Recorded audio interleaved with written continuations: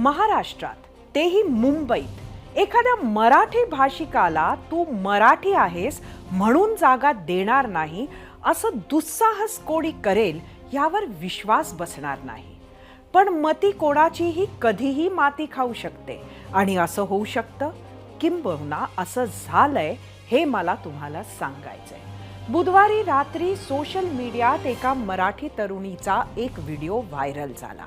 त्यात ती मराठी आहे म्हणून महाराष्ट्राची राजधानी मुंबईतील मुलुंडमध्ये घर नाकारल्याची तक्रार करत होती. त्याचबरोबर तिनं तिच्यासोबत घडलेल्या प्रसंगाचाही व्हिडिओ पोस्ट केला होता. तृप्ती देवरुखकर असं या तरुणीचं नाव आहे. मुलुंडमधील एका इमारतीच्या सचिवाने आपल्याला व्यवसायासाठी जागा देत नसल्याचा आरोप तिने केला होता. काही तासांमध्येच मनसेनं सचिवांना आपल्या स्टाईलनं उत्तर दिलं, तर त्या सचिवानं महिलेची माफी मागितली. गेल्या 48 तासांमध्ये घटनेनंतर राजकारणही तापलं. त्याच महिलेनं आज शिवतीर्थावर जाऊन मनसे अध्यक्ष राज ठाकरेंची भेट घेतली. शिवाय संध्याकाळी माजी मंत्री जितेंद्र आव्हाडांचीही भेट घेतली. सध्याचे एकंदरीत वातावरण बघता ह्यात राजकारण येणे आहेच. खासदार संजय राऊत यांनी घटनेचे शिंदे फडणवीस सरकारवर खापर फोडलं. त्यावरच होता आजचा आपला दुसरा प्रश्न. तोच पाहण्यासाठी जाऊयात आपल्या पोल सेंटरला. आजचा आपला दुसरा प्रश्न होता, मुलुंडमध्ये महिलेला शिंदे आणि भाजपमुळे घर नाकारलं. राऊतांनी केलेल्या या वक्तव्याशी आपण सहमत आहात का? आपल्याला सांगायचं होतं होय किंवा नाही.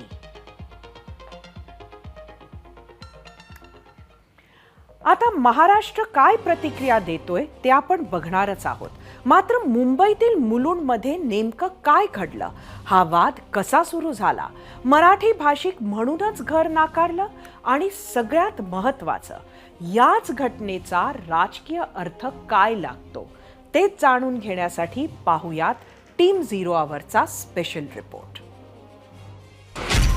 मुंबईत पुन्हा मराठी अमराठी वाद. इसलिए मैं वीडियो ले रही हूँ, मैं इसलिए वीडियो ले रही हूँ और कुछ नहीं. नहीं फिर महाराष्ट्र अलाउड नहीं, ये क्या बात हुई है? मराठी म्हणून तरुणीला घर नाकारलं. आपने बोला की महाराष्ट्र अलाउड नहीं. मुलुंड मधल्या घटनेवरून तापलं राजकारण. इसलिए मैं वीडियो ले रही हूँ, मैं इसलिए वीडियो ले रही हूँ और कुछ नहीं. तावानं बोलणारे हे आहेत प्रवीण ठक्कर आणि त्यांचा मुलगा निलेश ठक्कर, मुलुंडमधील शिवसदन सोसायटीचे सचिव. आणि त्यांच्या समोर असलेली तरुणी आहे तृप्ती देवरुखकर. फक्त मराठी भाषिक असल्याच्या कारणातून तृप्ती यांना आधी प्रवेश नाकारला. त्याचबरोबर सोसायटीत घरही नाकारलं. तिथल्या सेक्रेटरीनी सांगितलं इथे महाराष्ट्रीयन्स अलाउड नाहीयेत, मराठी माणसं इथे अलाउड नाहीयेत. महाराष्ट्रात मुंबईत मराठी माणसं अलाउड नाहीयेत, महाराष्ट्रीयन्स अलाउड नाहीयेत. मुलुंड पश्चिम मधील शिवसदन सोसायटीमध्ये हा प्रकार घडला. मनसे पदाधिकाऱ्यांनी त्यांच्याशी संपर्क केला आणि ठक्कर पिता पुत्रांना जाब विचारला. माझी चुकी झाली, आता होणार नाही. इतकंच नव्हे तर ठक्कर पिता पुत्रांविरोधात गुन्हाही दाखल केला. घटनेनंतर आज तृप्ती देवरुखकर यांनी मनसे अध्यक्ष राज ठाकरेंची भेट घेतली. मनसैनिक सगळ्यात आधी आमच्या मदतीला आले. अनेक कुटुंबांबरोबर हा प्रकार घडतोय सध्या मुंबईमध्ये, पण कोणी समोर येऊन बोलत नाही. मी येऊन बोलले म्हणून हे सगळं व्हायरल झालं आणि आता लोक म्हणतात की आमच्यासोबत सुद्धा होत आहे आणि आमच्या रिलेटिव्स बरोबर होते, फ्रेंड्स बरोबर होते. घटना घडल्यानंतर त्याचे राजकीय पडसाद उमटू लागले. मराठी अमराठी वाद नव्यानं पेटू लागला. शिवसेना उद्धव बाळासाहेब ठाकरे गटानं शिंदे फडणवीसांना जबाबदार ठरवलं, तर मराठी माणसांवरून शिवसेनेनं जोरदार पलटवार केला. एकनाथ शिंदे ह्याला जबाबदार आहेत आणि भारतीय जनता पक्ष. शिवसेना त्यासाठीच फोडण्यात आली. मुंबईवर मराठी माणसाचा पगडा नष्ट व्हावा या एका कारणासाठी एकनाथ शिंदे यांना हाताशी पकडून महाराष्ट्राच्या आणि मराठी माणसाच्या पाठीत खंजीर खुपसला, शिवसेना फोडली, त्याचे जे परिणाम आहेत की महाराष्ट्रीयन लोकांना मुलुंड असेल, मलबार असेल, इतकंच काय परळ लालबागला जे टॉवर्स होत आहेत तिथे जागा द्यायच्या नाहीत असे निर्णय झालेले आहेत. उठावा गटाला कवडीचाही अधिकार नाही. मराठी माणसाला जे घर नाकारलंय ते अत्यंत चुकीचं आहे. तर तिकडे मनसे अध्यक्ष राज ठाकरे यांनी देखील या प्रकरणी ट्विट करत मनसैनिकांना आदेश दिले आहेत. मुंबईमध्ये मुलुंडमध्ये एका मराठी स्त्रीला ती मराठी आहे म्हणून व्यवसायासाठी जागा नाकारल्याची घटना समोर आली. मराठी माणसावर कुठेही अन्याय झाला तर त्याला महाराष्ट्र नवनिर्माण सेनाच आठवते. हे असंच सुरू राहिलं पाहिजे. अन्याय दिसेल तिथे तुमची लाथ बसलीच पाहिजे. मुंबई हे कॉस्मोपॉलिटियन शहर मानलं जातं. जवळपास 3.5 कोटी लोकसंख्या, त्यात स्थानिकांबरोबरच इतर राज्यातून आलेल्यांचाही समावेश आहे. त्यावर जनगणनेच्या आधारे नजर टाकूयात. मराठी मातृभाषा असणारे 2001 साली होते 45,24,000. 2011 साली हाच आकडा 44,04,000. हिंदी मातृभाषा असणारे 2001 साली होते 25 लाख. 2011 साली आहेत 35 लाख. गुजराती मातृभाषा असणारे 2001 साली होते 14,34,000. 2011 साली हाच आकडा आहे 14,28,000.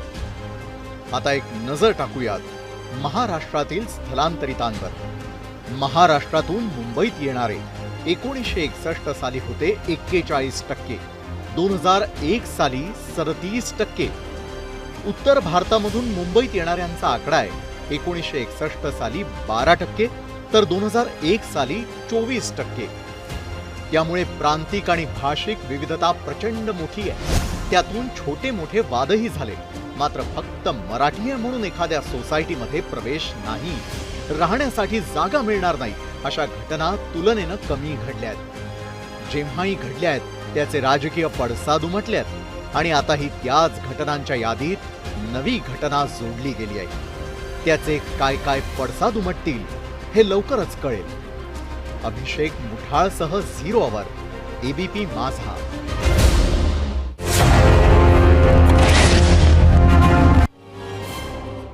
भारतात भाषावार प्रांतरचना आहे हा इतिहास आपल्याला सगळ्यांना माहिती आहे. महाराष्ट्रात मराठी, गुजरातमध्ये गुजराती, तामिळनाडूमध्ये तामिळ, पश्चिम बंगालमध्ये बंगाली अशा संस्कृतीचा वरचष्मा आहे. त्याच भाषा बोलणाऱ्यांची संख्याही जास्त आहे. मात्र एकसंघ अशा भारतात कोणत्याही राज्यात कोणत्याही भारतीयाला राहण्याची किंवा फिरण्याची परवानगी आहे. आपल्या संविधानानं त्याचे अधिकार दिलेत. याचा अर्थ एखाद्या विशिष्ट समाजाचं प्राबल्य असलेल्या शहरात किंवा सोसायटीत अल्पसंख्याकांनाही राहण्याचे तितकेच अधिकार आहेत. याच अधिकारातून मुलुंडमध्ये जेव्हा तृप्ती यांनी घराची विचारपूस केली तेव्हा झालेल्या वादातून घटनेला राजकीय वळण मिळालं आणि वाद अस्मितेचा बनला. बरं, हा अनुभव फक्त सर्वसामान्यांनाच आला असेल असं नाही, तर माजी मंत्री पंकजा मुंडेंनाही असाच अनुभव आलाय हे खुद्द पंकजांनी सांगितलंय. पाहूयात. एक मुलगी जेव्हा एक रडून सांगत होती की इथे मराठी माणसाला घर देत नाहीत किंवा मराठी माणूस इथे अलाउड नाही, हे म्हणत असताना तिच्यावर जो प्रकार झाला तो प्रकार मला अस्वस्थ करणार आहे. कारण जेव्हा माझं सरकारी घर सोडून मला घर घ्यायचं होतं तर हा अनुभव मलाही बऱ्याच ठिकाणी आला की मराठी लोकांना आम्ही इथे घर देत नाही. माझ्यासारख्या व्यक्तीला सुद्धा याचा अनुभव आला. हे फार दुर्दैवी आहे. या देशामधल्या प्रत्येक राज्यामध्ये प्रत्येक भाषेच्या प्रत्येक दुसऱ्या राज्याच्या लोकांना घर देण्यासाठी, कोणत्याही जातीच्या लोकांना घर देण्यासाठी परवानगीची आवश्यकता काय, हा साधा माझा प्रश्न आहे.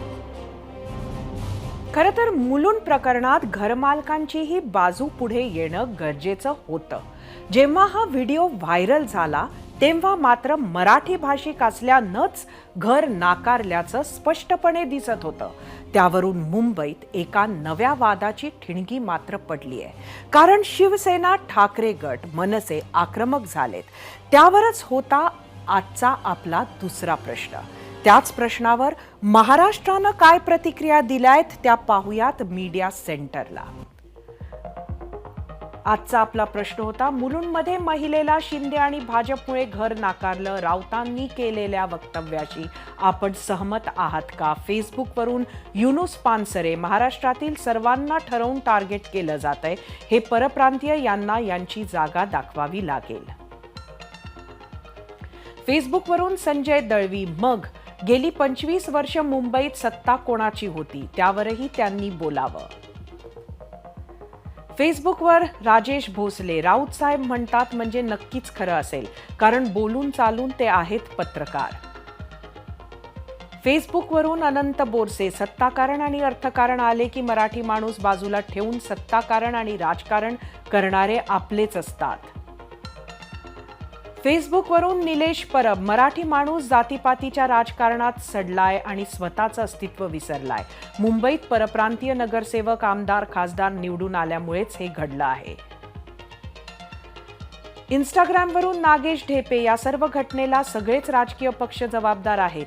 त्यांनी फक्त कार्यकर्ते निर्माण केले. आजपर्यंत कुठल्याही नेत्यांनी मराठी मोठा बिल्डर, व्यापारी निर्माण केला आहे का? इंस्टाग्रामवरून प्रसाद कोरडे, मुंबईत सत्ता कोणाची आहे? मतं मागताना मराठी माणूस दिसतो. असे प्रसंग आले की कोणीच पुढे येत नाही. नंतर म्हणतात आम्ही असं केलं आणि तसं केलं. वेळेला कोणीच येत नाही. इंस्टाग्रामवरून अजित कावरे, बाकी सगळं जाऊ द्या, पण महाराष्ट्रात मराठी माणसांना घर घेण्यासाठी आरडाओरड करावा लागतोय, याचा विचार करा. एक्सवरून किरण पाटील, याला सगळेच जबाबदार आहेत ज्यांनी मिळून सत्ता उपभोगली. युट्यूबवरून मनोज साले, मुंबईतील मराठी माणूस कुणी घालवतंय हे सर्व जगाला माहितीच आहे.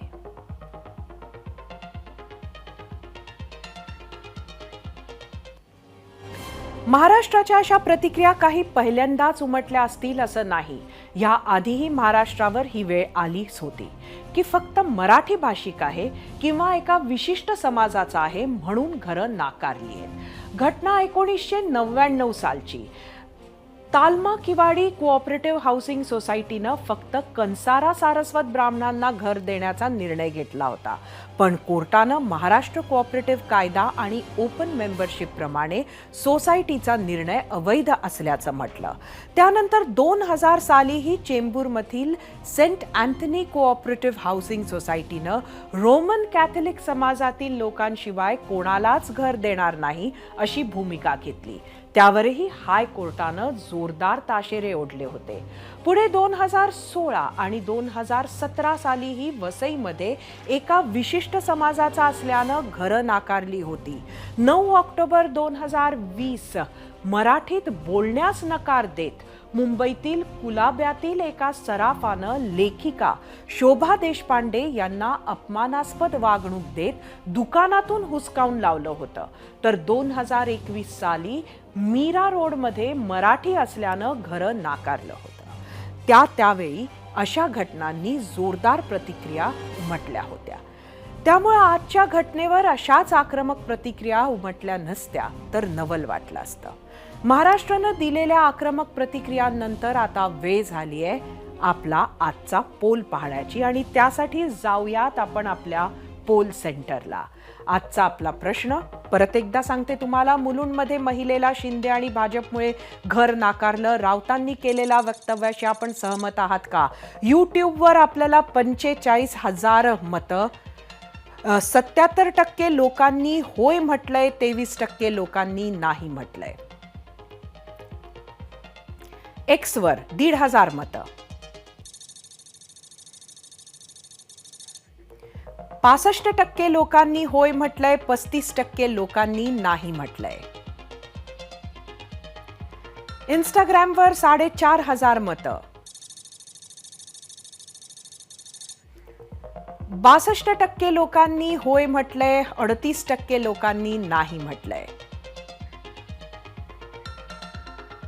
मुंबई महाराष्ट्रात मराठी अस्मिता फक्त समाज म्हणूनच नाही तर राजकीय दृष्ट्याही महत्त्वाची ठरते. 80च्या दशकात बाळासाहेब ठाकरेंनी मुंबईत शिवसेनेची स्थापना केली. मात्र जेव्हा त्यांनी भूमिपुत्रांसाठी म्हणून दक्षिणेतून स्थलांतरित झालेल्यांविरोधात लढा सुरू केला तेव्हा शिवसेनेला जनमानसातून समर्थन वाढलं. पुढे राज ठाकरेंनीही मनसे स्थापन केल्यानंतर वरचढ होऊन पाहणाऱ्या उत्तर भारतीयांविरोधात आक्रमक आंदोलनं त्यांनी केली. नंतर मराठी पाट्यांचे आंदोलन ही अनेक वर्ष मनसेनं चालवले. त्यामुळे राज यांच्या बरोबर मराठी मनं जोडल्या गेली. मात्र मुंबईचा विचार केला तर आजची स्थिती बदलली आहे. मुंबई महापालिकेत असलेल्या 227 नगरसेवकांपैकी 72 नगरसेवक अमराठी होते. ही आकडेवारी 2017च्या निकालानंतरची आहे. त्याच 72 पैकी 24 गुजराती तर 14 उत्तर भारतीय होते. 5 दक्षिण भारतीय तर 3 ख्रिश्चन. त्यामुळे मुंबईत मराठी मतदारांचा प्रभाव असला तरी मात्र इतर समाजाच्या उमेदवारांची आणि चांगल्या माणसांची ओळख परख मराठी मनालाही आहे. पण हीच जाणीव इतर समाजातील लोकांनाही असणे गरजेचं आहे. तसं बघितलं तर एका भारतीय व्यक्तीला देशाच्या कोणत्याही कानाकोपऱ्यात कलम 370 रद्द केल्यानंतर अगदी जम्मू काश्मीरातही जाऊन संपत्ती विकत घेऊन राहण्याची परवानगी आहे. त्यामुळे एखादा विशिष्ट भाषिक किंवा अल्पसंख्याक आहे म्हणून घरं जमीन नाकारण्याचे अधिकार कुणालाही नाहीत. त्यातही हा नकार जर द्वेषातून दिला जात असेल तर त्याला शासन होणं तितकंच गरजेचं आहे. राहता राहिला मुलुंडच्या घटनेचा प्रश्न, तर त्यावर कारवाईला सुरुवात झाली आहे. ज्या ठक्कर पितापुत्रांनी मराठी भाषिक महिलेला घर नाकारलं त्यांच्यावर गुन्हा दाखल झालाय. ठक्कर यांचं सोसायटीतील सचिव पदही काढून घेतलंय. या भागात थांबत असताना पुन्हा एकदा आठवण करून देते, भारत माझा देश आहे. सारे भारतीय माझे बांधव आहेत. हे फक्त शैक्षणिक उपक्रमासाठी नाही तर विकसित समाज घडवण्यासाठी आहे. त्याचं आचरण करा, त्यातूनच विकसित भारताची निर्मिती होईल. एबीपी माझा, उघडा डोळे बघा नीट.